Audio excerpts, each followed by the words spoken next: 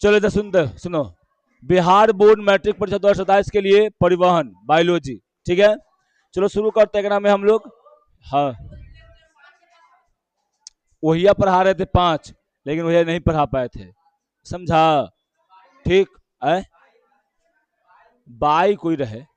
अब उसके बाद देखो इसमें हम लोग, अब इसमें हम लोग जो है ना ब्लड पूरा पढ़ लिए थे, जितना ब्लड था ब्लड पूरा खत्म कर लिए थे, प्लेटलेट जो था सब हम लोग यहाँ पे खत्म कर चुके थे, है ना।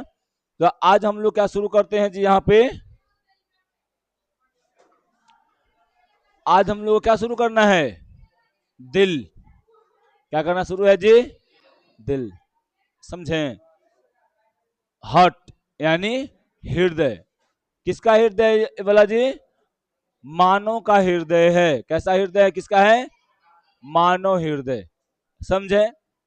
मानव हृदय में देखो इसका संरचना ऐसे रहता है, अगर हम बोले तो इसको मुट्ठी जैसा होता है। कैसा होता है जी, मुट्ठी के जैसा होता है, समझे, मुट्ठी के जैसा होता है। में ओकरा में थोड़ा सा देले है डिफरेंट, एनसीईआरटी वाला में देखो ऐसा ही देले है, समझा। फिर उसके बाद अगर आप लोग देखते हैं तो इसमें इसका वजन भी अलग अलग डिफरेंस रहता है, फीमेल में अलग रहता है, मेल में अलग टाइप का रहता है, समझे। टाइप नहीं बोल सकते हैं, अलग वजन का रहता है, समझे। फिर उसके बाद देखें कि यह जो होता है 4 चैम्बर में लगभग बंटा रहता है, और ये रहता कहाँ है जी, फेफड़ा के, दोनों फेफड़ा के बीच में रहता है ना, समझे। तो याद रखिएगा इस रीजन को क्या हम लोग बोलते हैं, इस रीजन को हम लोग बोल सकते हैं क्या, थॉरिक्स रीजन या थॉरिक्स कैविटी बोलते हैं, समझे। या हिंदी में बोले तो वक्ष गुहा, क्या बोलेंगे जी, वक्ष गुहा।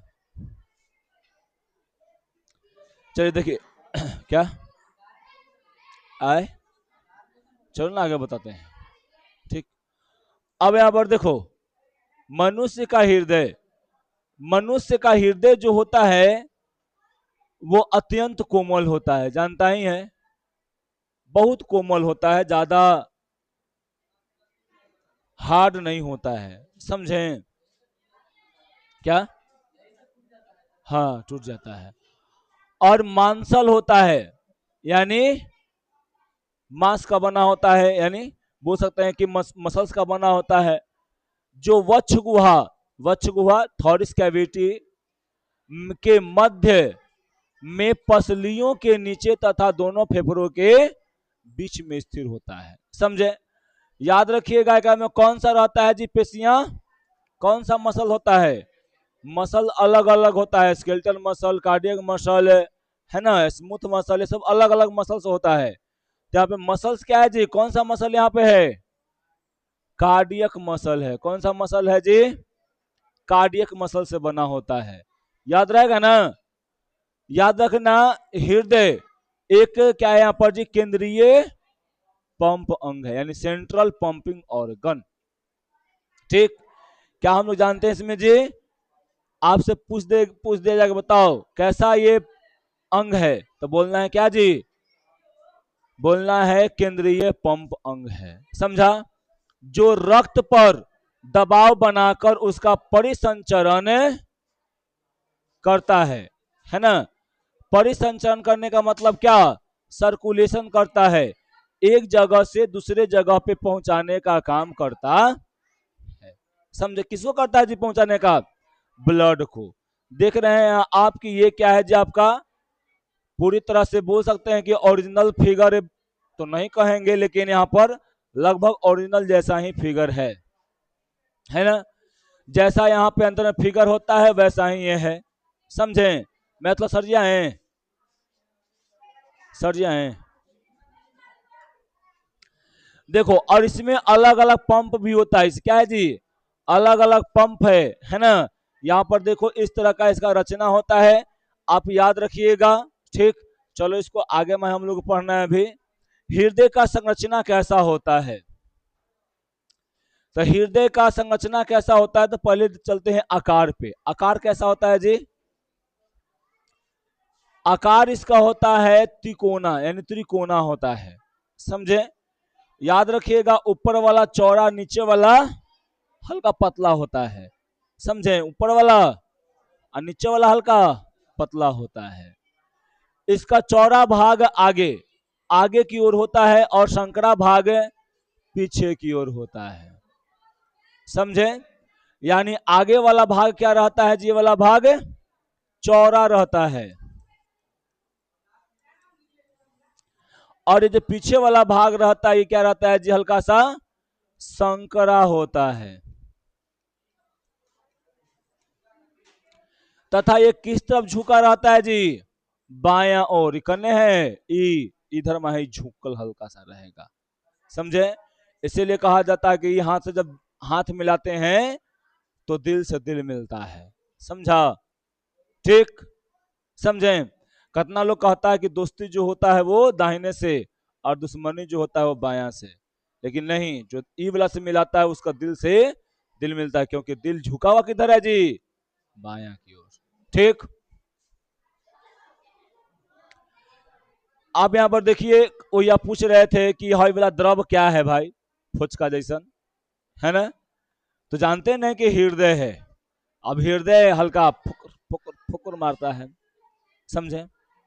जब ये फुकुर फुकुर मारता है तब क्या होता है, जो काम में घर्षण भी होता है, वो घर्षण से बचाने के लिए भी कुछ होना चाहिए। इसको तोप के भी कोई रख सकता है ना, समझा। तो इसके बाहरी आवरण भी होता है, ठीक है। तो देखो, हृदय पेरिटोनियम की एक दोहरी झिल्ली के अंदर बंद होता है। कौन से झिल्ली के अंदर बंद होता है जी,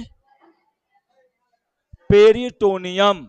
कौन सा झिल्ली जी, पेरिटोनियम, याद रहेगा ना छोटी। कौन सा झिल्ली के द्वारा ये चारों ओर से घिरा हुआ रहता है, पेरिटोनियम। पेरिटोनियम कैसी झिल्ली है, दोहरी झिल्ली है, समझें। कैसी झिल्ली है जी, जिसे हृदय आवरण या पेरिकार्डियम कहते हैं। क्या बोल इसको बोलते हैं जी, पेरिटोनियम के एक दोहरा झिल्ली से ये हृदय घिरा हुआ रहता है। अब ये हृदय में क्या होता है ना जी, तो ये हृदय के हम लोग क्या बोल सकते हैं कि हृदय आवरण। तो इस यही पेरिटोनियम यानी यही पेरिटोनियम की दोहरी झिल्ली को हम लोग क्या बोलते हैं, हृदय आवरण, मतलब हृदय का आवरण होता है, समझें। जिससे हम लोग क्या बोल सकते हैं जी, हृदय का आवरण या पेरिकार्डियम कहते हैं। पेरिकार्डियम की दोनों झिल्लियों के बीच एक क्या होता है यहाँ पर जी, पेरिटोनियम के दोनों झिल्लियों के बीच में एक गुहा यानी कैविटी होता है ना, या बोल सकते हैं कि एक खाली स्थान होता है। उस खाली स्थान को हम लोग क्या बोलते हैं, पेरिकार्डियल गुहा। देखो ऐसे,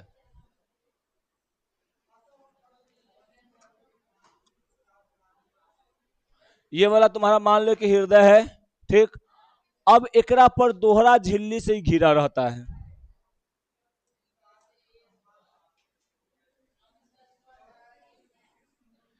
ये क्या रहेगा जी, दोहरी झिल्ली से ये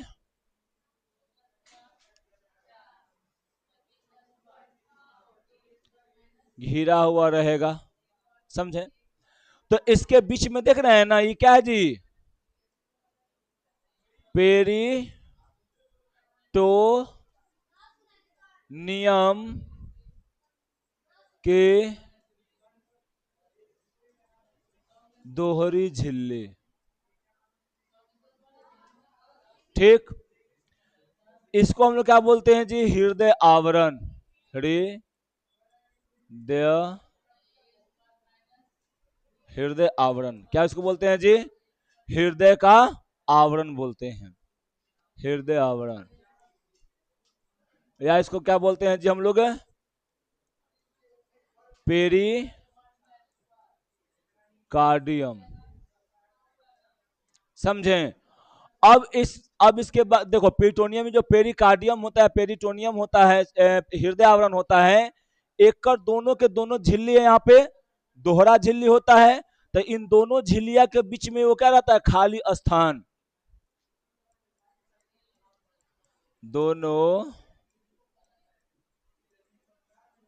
झिल्ली के बीच में एक खाली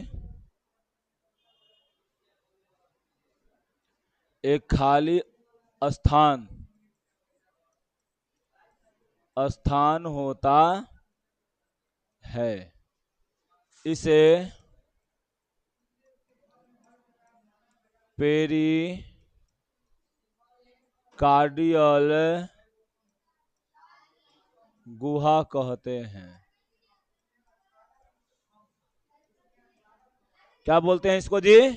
पेरिकार्डियल गुहा बोलते हैं। समझे? तो याद रहेगा ना, पेरिकार्डियल गुहा किसे कहते हैं?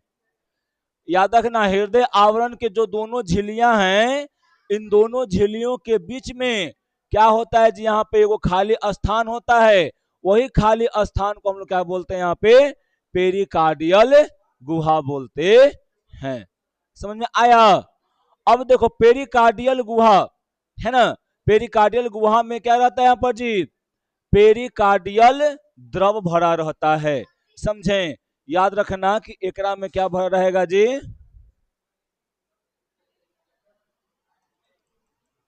एकरा में एक प्रकार का ऐसे द्रव भरा हुआ रहेगा। समझे? इस द्रव को हम लोग क्या बोलते हैं? पेरिकार्डियल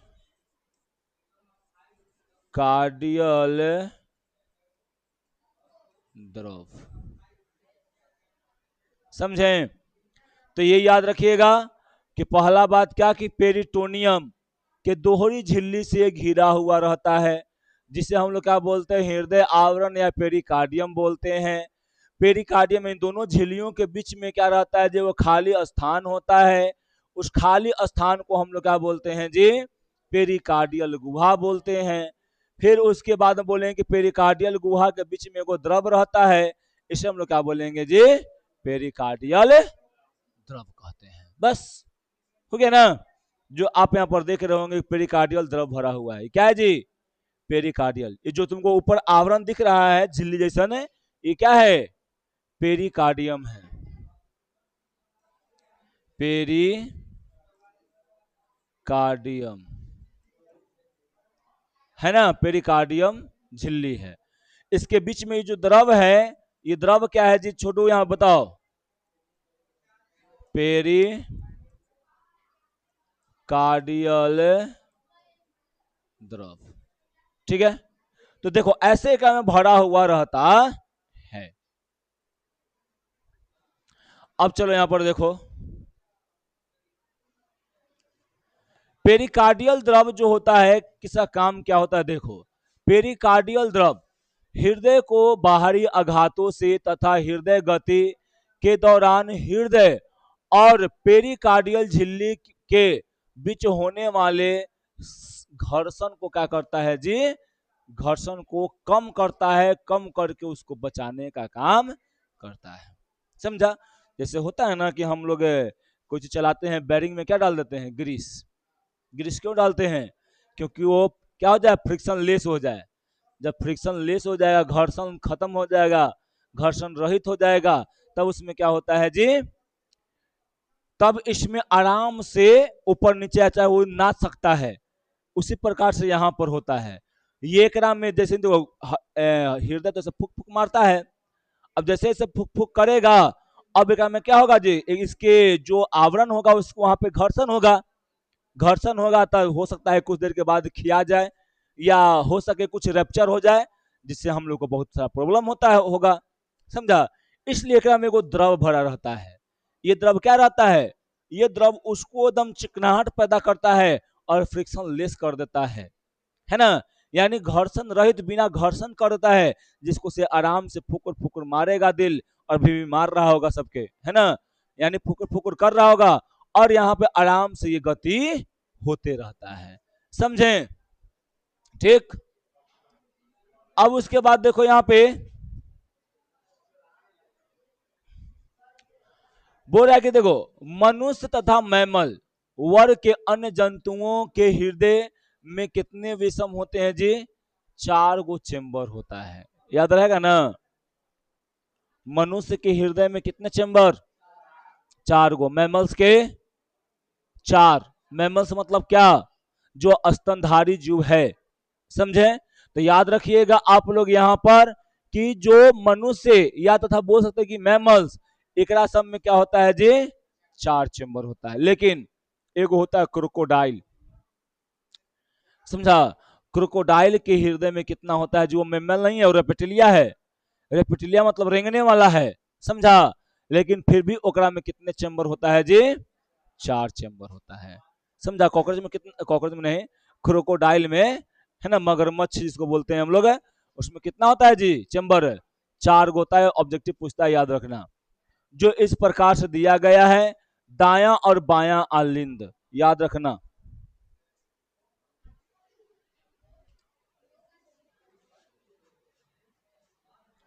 देखो जी, पहले यहां से बीच से इसको बांट दो ऐसे करके, ऐसे। ऊपर वाला को बोलते हैं आलिंद, क्या बोलते हैं जी, आलिंद। नीचे वाला क्या बोलते हैं जी, नीलय, नीलय।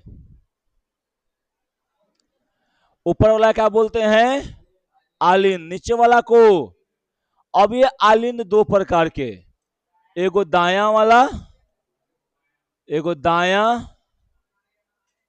आलिंद, आ एगो बाया आलिंद।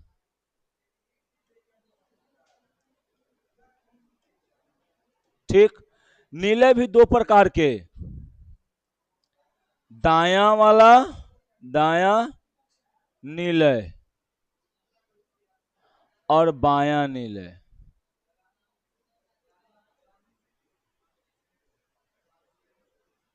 ठीक।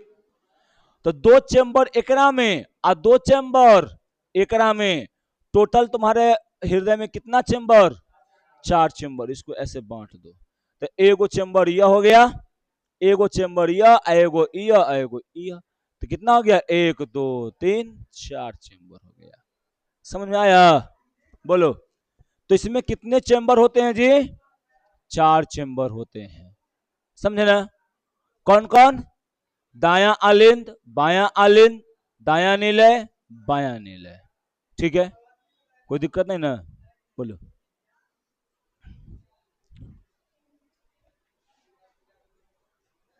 देखो यहां पर दिया गया है सब अलग अलग, तो अभी हम आपको बता चुके हैं, इसमें कोई दिक्कत नहीं होना चाहिए। यहां पर आप देख सकते हैं कि 1 2 3 4 है ना। इस सबको आप लोग यहाँ पर देख लीजिएगा, ये सब तो बहुत हल्का वाला चीज है।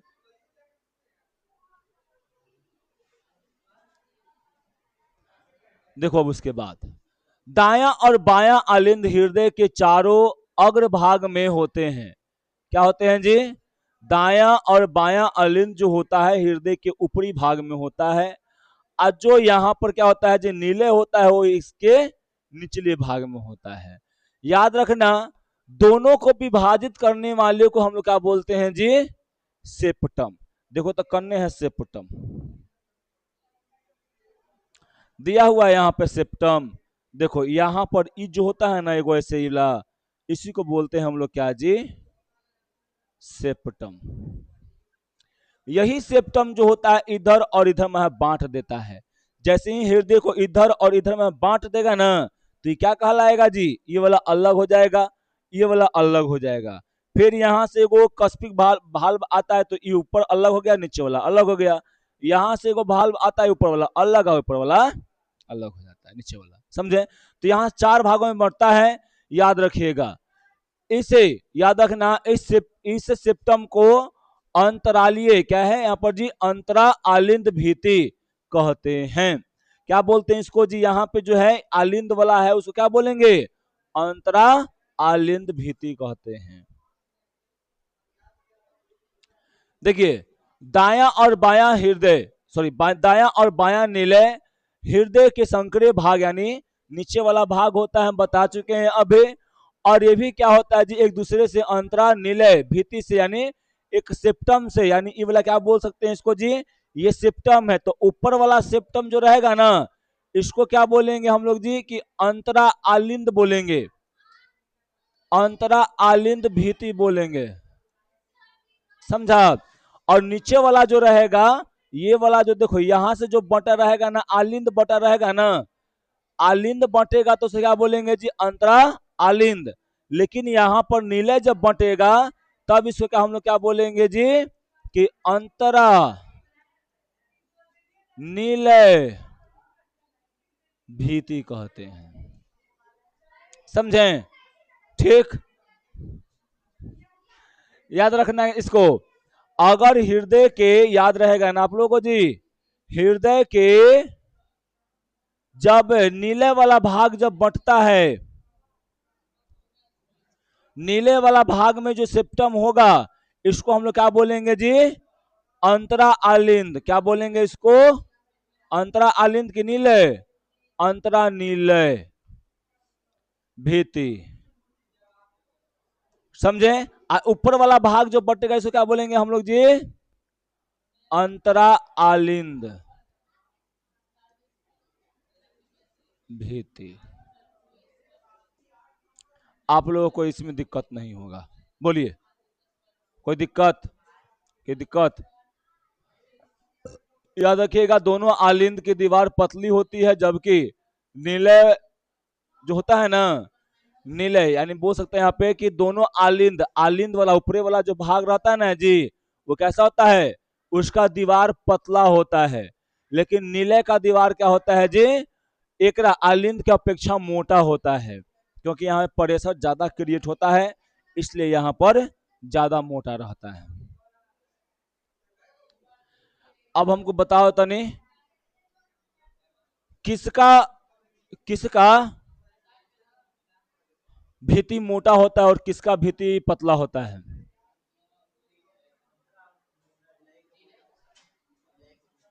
नीलय के मोटा होता है, आलिंद के कि उल्टा?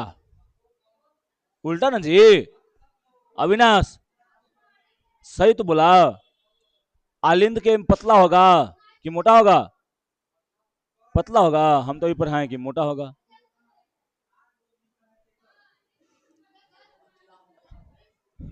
कंफ्यूज आयल है ना, अच्छा से याद है। चलो हाँ ठीक, आगे वाला यानी ऊपर वाला पतला होगा। तो कॉन्फिडेंस तुम्हारे मुंह पर नहीं छलक रहा था, एकदम संकुचित था कि क्या होगा।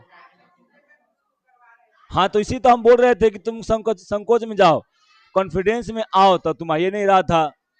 ठीक, तो ऊपर वाला क्या होता है जी, आलिंद वाला पतला और नीले वाला मोटा होता है दीवार। ठीक है, अब चलो इधर देखते हैं। देखो अगर ब्लड का फ्लो अगर देखना चाहते हो तो देखो ऐसे होता है, एक ब्लड इधर इधर से आएगा ब्लड, या यहां से आएगा ब्लड। समझा? हृदय में पूरे शरीर से ब्लड यहां पर ऐसे करके आएगा, यहां से ऐसे करके प्रवेश करेगा, प्रवेश करेगा यहां से, यहां ऐसे घुस के यहां पर आएगा। समझे? यहां पर आके इसके द्वारा ये चल जाता है कहां पर जी, एक फेफड़ा में, इधर फेफड़ा में। समझा?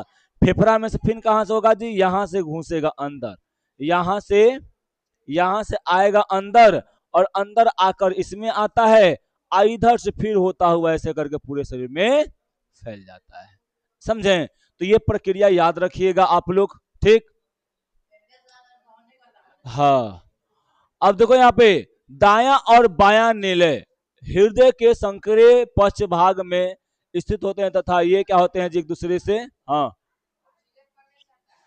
और जैसे फेफड़ा में जाएगा तो आएगा, फेफड़ा में जाएगा ना ब्लड है, तो वहीं से वो ऑक्सीजन ले करे यहां से इंटर मार देता है, यहां से इधर से भी कोई नली होता है, आता है, यहां से इंटर मारेगा, इसमें आएगा, तो ई पक्ष वाला में आता है। याद रखना, तुम यहां पर याद रखना,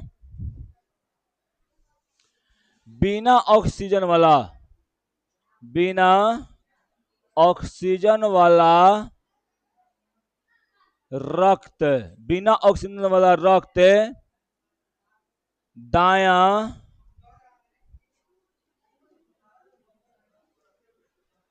आलिंद निलय में आता है। ठीक, बिना के क्या जी, ऑक्सीजन वाला पूरा शरीर से, फिर उसके बाद अगर हम बोल देंगे तो यहां पर लिखेंगे कि ऑक्सीजन वाला यानी ऑक्सीजन युक्त ऑक्सीजन युक्त रक्त, ऑक्सीजन युक्त रक्त बायां नीलय या बोल सकते हैं कि आलिंद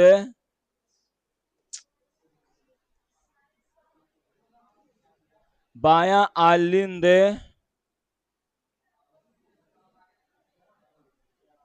नीलय में आता है। ठीक, समझें? तो ये आप लोग याद रखिएगा। एक साइड शुद्ध, इसको देखो, बिना ऑक्सीजन वाला मतलब क्या? अशुद्ध रक्त। कैसा जी? अशुद्ध रक्त। ऑक्सीजन वाला का मतलब क्या? शुद्ध रक्त। समझा क्या? राइटिंग है, राइटिंग हमारा रहता है लूलोला। देखो क्या, हाँ हाँ। अब यहां पर देखो, दायां और बायां नीले हृदय के संकरे पश्च भाग में स्थित होता है, आप जानते हैं, है ना। फिर उसके बाद यहां पर क्या है जी, एक दूसरे से कि कौन से भीति के द्वारा रहता है घिरा हुआ, बता चुके हैं, अंतरा आलिंद के द्वारा, है ना। और यह मोटा होता है, ये भी हम आप लोग को बता चुके हैं।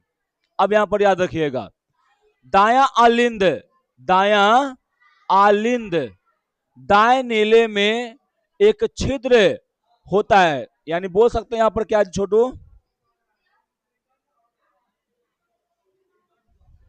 देखो क्या बोला कि दाया आलिंद दाएं नीले में एक छिद्र होता है, मतलब यहां बोल सकते हैं ना कि ये वाला तुम देख रहे हो ना,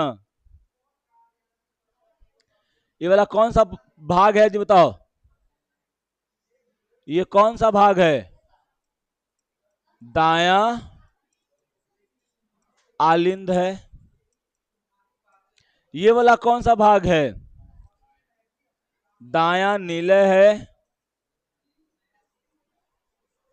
नीले।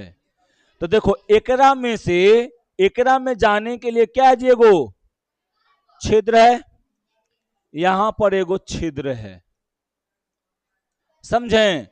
तो वही बता रहा है यहां पे कि एक मतलब क्या छिद्र होता है, जिसे हम लोग क्या बोलते हैं, जिसे दाया नीले, दाया आलिंद, दाया अलिंद चाहे आलिंद नीले छिद्र यानी right auricle, right auriculoventricular aperture कहते हैं। इस छिद्र पर एक त्रिदलीय कपाट, क्या इसको बोल रहा है जी? त्रिदलीय कपाट यानी ट्राइकस्पिक पाया जाता है, जो रक्त को क्या करता है जी? दाएं अलिंद से दाएं नीले में ले जाने का काम करता है ना, और वापस नहीं आने देता है। मतलब ये क्या हम लोग क्या बोलेंगे जी, कि इसको हम लोग क्या बोलते हैं? इसको बोलते हैं त्रिदलीय कपाट। क्या बोलते हैं इसको जी? त्रिदलीय, दलीय कपाट बोलते हैं, कपाट। समझा? याद रखना, तुमसे पूछा जाएगा ऐसे कि दाया आलिंद, ठीक, और दाया नीले के बीच में क्या होता है जी? छिद्र होता है। उस छिद्र का नाम क्या है जी? तो बोलना है क्या? त्रिदलीय कपाट, या हम लोग क्या उसको बोल सकते हैं जी? दाया आलिंद नीलय छिद्र भी कह सकते हैं इसको। क्या बोल सकते हैं हम इसको? इसको जी दाया आलिंद नीलय छिद्र भी कह सकते हैं, या इंग्लिश में अगर बोलना चाहते हो तो राइट ऑरिक्यूलर वेंट्रिक्यूलर अपरेटर कहते हैं इसको। तो याद रखना, आप लोग को ज्यादातर यही वाला याद रखने में सहूलियत होगा, और इस नाम को आप लोग को अच्छा से याद रखना है। ये क्वेश्चन आया है तो इसलिए आप लोग को यहां भी ध्यान रखना पड़ेगा। समझे? समझ में आ रहा है कि ना? कि फिगर से फिर समझाएं?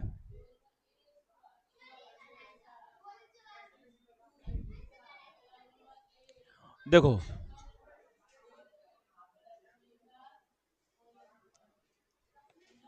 एक ही है, यह हृदय। आप लोग जानते हैं बखूबी की है क्या है जी? दाया आलिंद है क्या है जी? दाया नीले। ठीक। अब जान रहे हैं कि एकरा में से अब मान लो कि देखो छोटो, इधर से भी ब्लड आता है तो यहाँ पे जाके खुलता है, और इधर से भी ब्लड आता है तो इसमें आता है, और इधर से भी आता है तो यहीं पे आ जाता है, एकरा में खून आ जाता है। समझा? जो पूरा शरीर से अशुद्ध खून है यहाँ पर आ जाता है। अब इसमें क्या होता है ना कि यहाँ पर एगो छिद्र होता है। क्या होता है जी? छिद्र। समझे? छिद्र मतलब एगो होल, होल होता है। ये होलवा, ये होल है ना, ये दोनों में क्या करता है जी? इधर से इधर, इधर खून करता है, इधर से इधर क्या करता है जी? ब्लड को इधर से इधर ले जाने में मदद करता है। लेकिन जैसे ही ब्लड यहां से यहां चल जाएगा ना, फिर ये बंद हो जाएगा और ये फिर ऊपर माहे नहीं जाने देगा। समझ में आ रहा है? बताओ ये क्या कर रहा है? हम लोग के सब में है, ये ना कि खाली हमरे में चाहे किसी और में है, सब में ही तुम्हारा भी काम हो रहा है, अभी भी काम हो रहा है। अभी देखो मान लो कि यहां से ब्लड गया एकरा में, ब्लड गया एकरा में, कौन सा ब्लड गया जी? अशुद्ध ब्लड गया। कौन सा गया ब्लड? अशुद्ध। अशुद्ध गया और आएगा कहां पे? यहां पे चला आएगा। समझे ना? जैसे ही यहां पर आ जाएगा तो इधर से मारेगा, ऐसे करेगा तो क्या करेगा जी? मारेगा ढांस ना, तो इधर में क्या होगा? ये बंद हो जाएगा। ये क्या कर जाएगा जी? बंद। इसका नाम क्या है? त्रिदलीय कपाट। क्या नाम है इसका जी? त्रिदलीय कपाट। आई बंद हो जाएगा। अब बंद हो जाएगा तो डायरेक्ट खून एकरा में आएगा, इधर में है इधर में है, सीधे कहां चल जाएगा जी? फेफड़ा में। कहां चल जाएगा एकरा द्वारा? फेफड़ा में चल जाएगा। फे फेफड़ा में चल जाएगा। समझा? ठीक। अब उसके बाद देखो, अब उसके बाद क्या होता है कि उधर से खून क्या हो जाएगा जी? शुद्ध हो जाएगा। तो यहां पे होता है फुफ्फुस सीरा। क्या होता है जी? फुफ्फुस सीरा। ये फुफ्फुस सीरा के द्वारा यहां पर देखो, यहां पर आके ब्लड आ जाएगा। यहां पे कौन सा ब्लड आएगा बताओ? यहां पर आ जाएगा शुद्ध ब्लड। कौन सा ब्लड आएगा जी? शुद्ध ब्लड या शुद्ध रक्त। यहां पे कौन सा आ रहा था खून?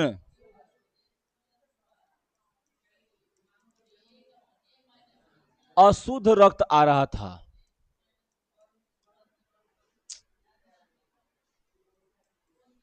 कौन सा रक्त आ रहा था जी? अशुद्ध। आइए कहां भेज रहा था इसको? फेफड़ा में लाके।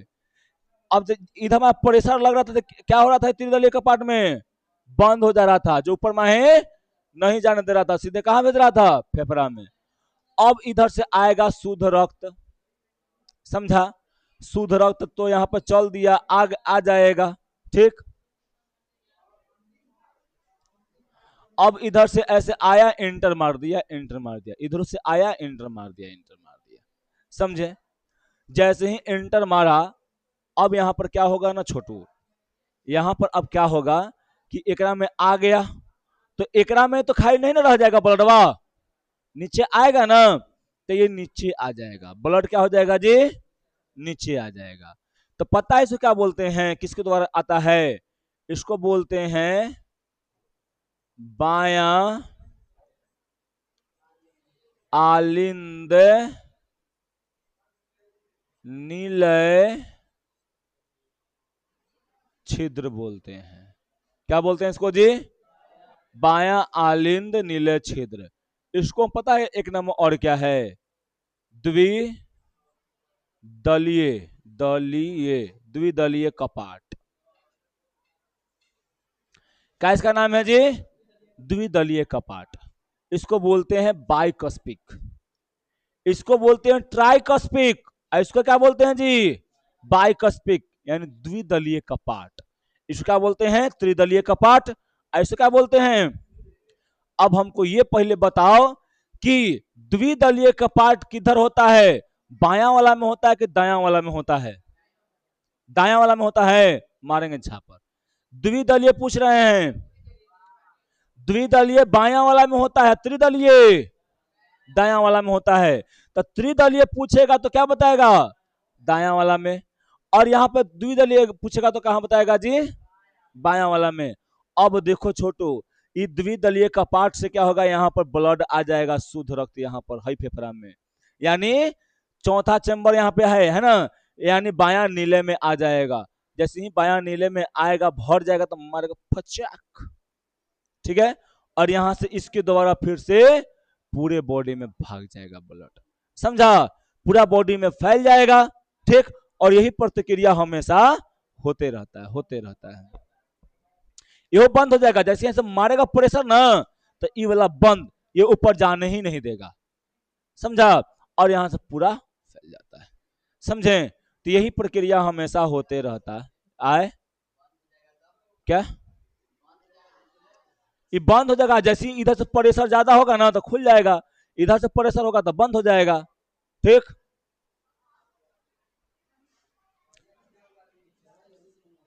क्या अभी समझ में आया ना जी, बताओ।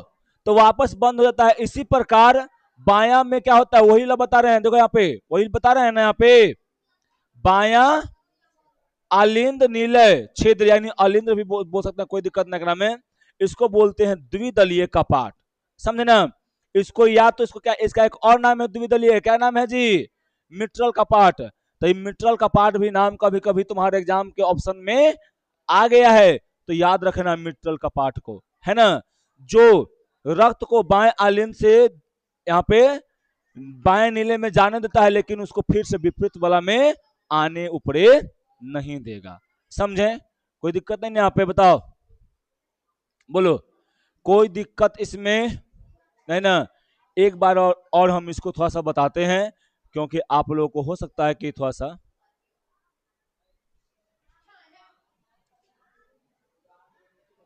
देखिए, बाकी सीरा इसके बारे में पढ़ेंगे हम लोग, इसको याद रखिएगा। ये क्या है जी, महासीरा है ना। क्या छोटू है यहाँ पे, महासीरा, ठीक। महासीरा से कौन सा रक्त आता है, अशुद्ध। महासीरा से कौन सा रक्त आएगा जी, अशुद्ध।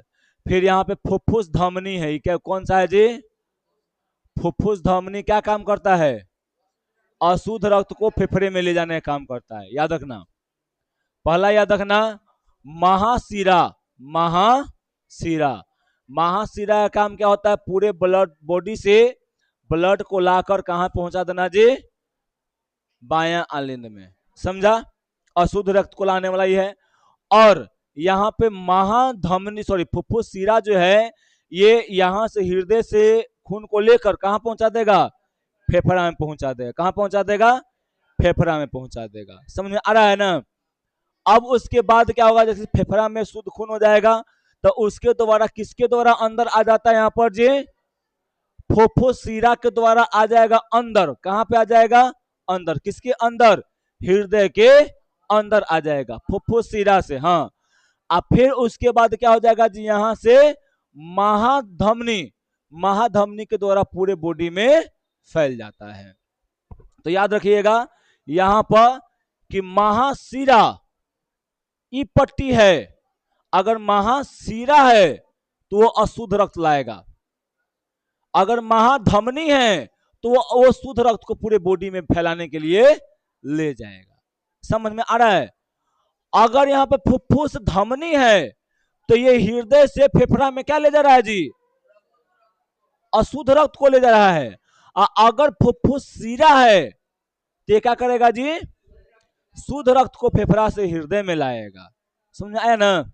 बोलो, अब देखो, फिर उसके बाद हम बता रहे थे कि ये जो महासीरा है यहां से खून को लेके चलाया, कैसा खून को लाया है जी, अशुद्ध लाया है,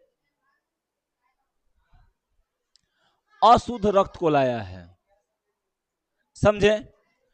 और यहां पे तो देखो, यहां पे प्रेशर बढ़ जाएगा, जैसे आएगा तो प्रेशर बढ़ेगा तो हई वाला खुलेगा, इसका नाम क्या है जी, त्रिदलीय कपाट, प्रेम, त्रिदलीय कपाट, या इसका एक और नाम दाया आलिंद नीले छिद्र, क्या बोलेंगे इसको जी, दाया आलिंद नीले छिद्र, है ना।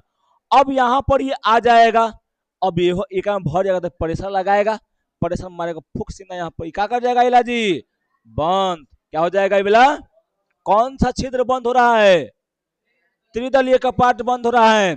और जैसे बंद होगा तो कहां भागेगा रक्त, कहां भागेगा, फेफड़ा में भागेगा। कौन लेके जाएगा फेफड़ा में, तो फुफ्फुस धमनी ले जाएगा फेफड़ा में। कैसा खून ले जाएगा, अशुद्ध को ले जाएगा, कहां पे, फेफड़ा में। खाली दाया वाला की बाया में, दोनों में। ठीक, कहां ले जाएगा जी, दोनों में। वहां पे खून क्या हो गया, शुद्ध हो गया। क्या हो गया जी, शुद्ध हो गया। अब वो क्या, क्या नहीं समझे, ये वाला ना, हाँ ये दोनों वही है, दोनों वही है। यहां से खाली बंट गया है, उधर एक उधर उधर, समझा। अब यहाँ पर देखो हाई वाला फेफड़ा था, आएगो हाई वाला फेफड़ा था, एकरा द्वारा हाई में, एकरा द्वारा हाई में, दोनों है कहाँ खुलेगा, बाया आलिंद में। कहाँ खुलेगा जी, बाया आलिंद में। इसका नाम क्या है ले आने वाला का, फुफ्फुसीरा। फेफड़ा से शुद्ध खून लाने वाला का नाम क्या है, क्या नाम है जी, याद रखना है, अब फुफ्फू फुफ्फा मत कह देना, ठीक। क्या नाम है इसका जी, फुफ्फुसीरा, समझे ना। ये लाता है यहाँ पे, यहाँ पर क्या भर गया जी, खाली यहाँ पर शुद्ध रक्त भर गया। कैसा रक्त भर गया जी, शुद्ध रक्त का भर गया, प्रेशर यहाँ बढ़ जाएगा। ये कौन सा भाग है बताओ हमको जी, द्विदलीय कपाट। इसका एक और नाम क्या है, मिट्रल, मिट्रल कपाट। एक और नाम बाया आलिंद नीले छिद्र।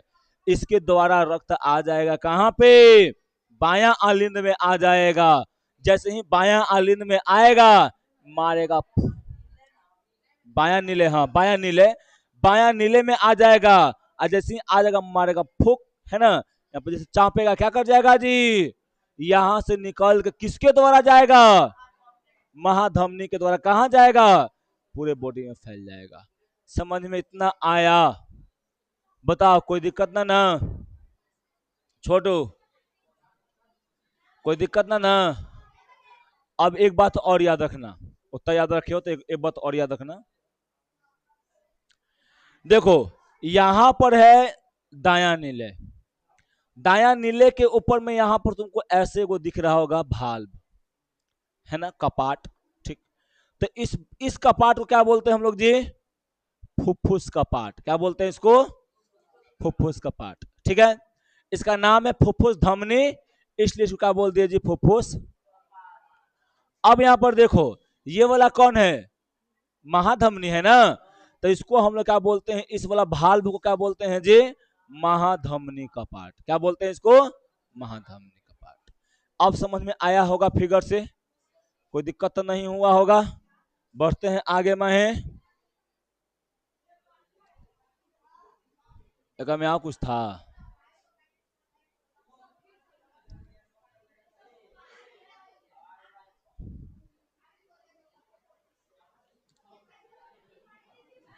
अब चलो इधर देखो।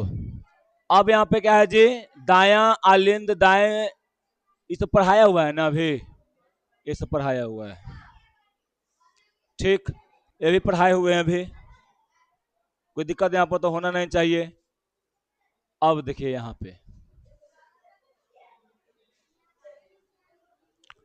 क्या है, इसे बोल रहा है दाएं नीले के अगले भाग की बाईं ओर से बड़ी क्या होता है जी, फुफ्फुस चाप, यानी पुलमोनी आर्क निकलता है। क्या निकलता है यहाँ पर जी, पुलमोनी आर्क निकलता है, समझा। फुफ्फुस चाप के निकलने के स्थान पर क्या होता है जी, 3 अर्धचंद्राकार वलय होता है। याद रखिएगा फुफ्फुस चाप के जहां से निकलता है वहां पर कितने अर्धचंद्राकार वाल्व होता है जी, 3 गो होता है। इस वाल्व के कारण रक्त क्या होता है जी, रक्त दाएं नीले से फुफ्फुस चाप में जाता है परंतु फिर वापस नहीं आ पाता है। समझें, फुफ्फुस चाप आगे की ओर दाईं और बाईं धमनियों में क्या होता है जी, फुफ्फुस धमनियों में बंट जाता है। यानी हम लोग यहाँ पे कह सकते हैं, पीछे वाला फिगर लेते हैं एगो,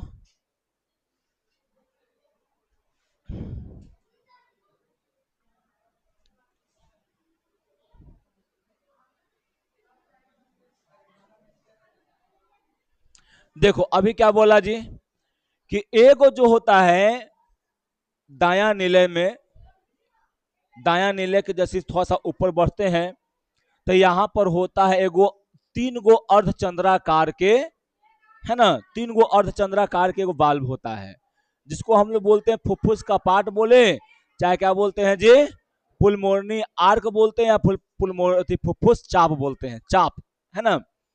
तो यहां से क्या होता है ना कि यहाँ पर कै गो होता है जी, 3 गो अर्धचंद्राकार, 2D में दिख रहा है तो नहीं दिख रहा है लेकिन 3 गो है एकरा में, समझा। ये वाला क्या करता है कि जब देखो एकरा में एक ये वाला जो है फुफ्फुस धमनी जो है आगे जाकर किससे बढ़ता है जी, फुफ्फुस धमनी बढ़ जाएगा। एकरा से क्या होगा ना, जैसे मान लो कि एकरा से अंदर भाग गया यहाँ पे, अब हो सकता था कि नीचे में रिटर्न मार देवे, हो सकता है ना कि नीचे रिटर्न मार देगा, तो ये वाला क्या करता है फटाक से बंद हो जाएगा। कौन बंद हो जाएगा जी, फुफ्फुस का पार्ट या फुफ्फुस चाप बंद हो जाएगा। अब बंद होकर इसको फिर से इधर नहीं आने देगा तो क्या कर जाएगा जी, ये सीधे आगे माहे बढ़ जाता है, समझा। ये क्या कर जाएगा जी, आगे माहे बढ़ जाएगा और वो याद रखना, और वो पीछे माहे फिर आने नहीं देता है। अब उसी प्रकार क्या होगा जी, नीले वाला में, बाएं नीले वाला में भी होगा।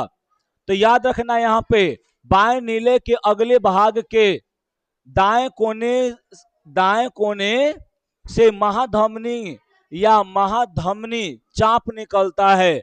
इस महाधमनी चाप के उद्गम स्थान भी क्या होता है जी, 3 गो अर्धचंद्राकार वाल्व होता है जो रक्त को केवल बाएं नीले से महाधमनी की ओर प्रवाहित करता है और रक्त को शरीर के सभी भागों यानी फेफड़ा को छोड़कर सभी भागों में क्या करता है जी, ये पहुंचाने का काम करता है।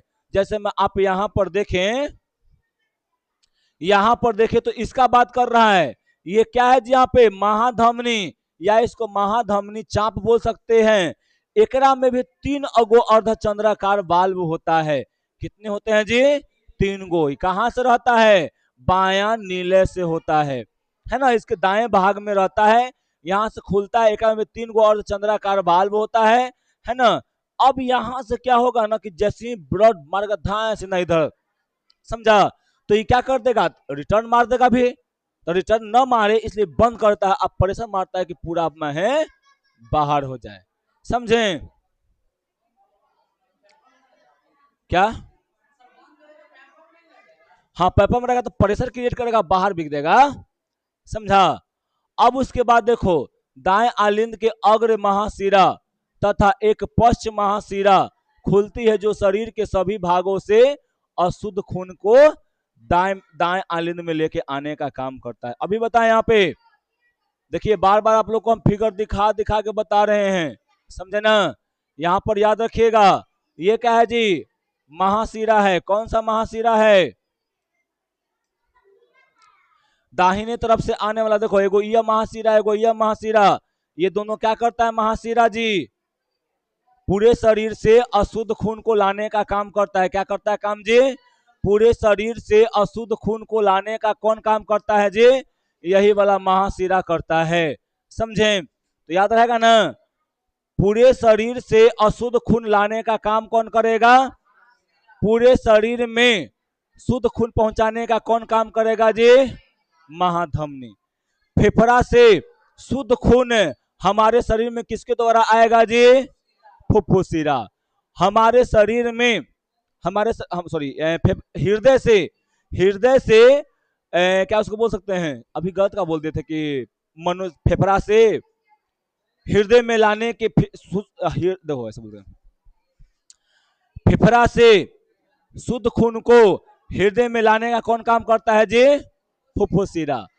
अब उसके बाद ये बोल सकते हैं कि यहाँ पे हृदय से अशुद्ध खून को ले जाने का काम कौन करता है फेफड़ा में जी? तो फुफ्फुस धमनी। समझ में आ रहा है? याद रहेगा, घर एक बार जाकर देख लेना, बढ़िया से दम याद हो जाएगा। समझे ना? अब यहां पर याद रखिएगा, तो याद रहेगा ना जी, यहाँ पे बाएं आलिंद में फुफ्फुसीराएं खुलती है, जो क्या करता है जी? फेफड़ों से शुद्ध खून को ले आने में मदद करता है। समझे ना? तो यहां पर ये याद रखना है। अब चलिए यहां पर क्या है जी? हृदय का क्रिया विधि है। कई को बच गया जी? 21 को खत्म हुआ अभी तक। आई लंबा टॉपिक है ना? ना उन्ना पढ़ाए अभी। चलिए तो कि तेरे अभी आगे बताइए आए। हाँ 20 पेज खिंचाए ना, कल ले कोशिश करें कि खत्म हो जाए। समझा? चलिए आज के लिए इतना ही।